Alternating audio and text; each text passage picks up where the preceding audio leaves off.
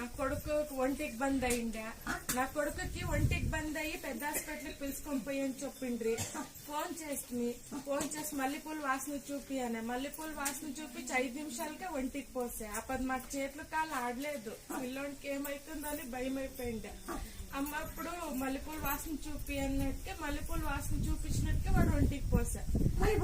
మల్లెపూలు ఆడే హాస్పిటల్ దగ్గర కొంటి బయట కొనుక్కొని వానికి మూసి చూపిస్తే చూపించి ఒక 5 నిమిషాలకే వాడు ఒంటికి పోసా. డాక్టర్ మీరు పెద్ద బాటిల్ ఎక్కిస్తాము, అది లోపల అయితే పర్వాలేదు, లేకుంటే మీరు పెద్ద హాస్పిటల్కి పిలుచుకొని పోవాలా అయ్యలేదు అని చెప్పింది.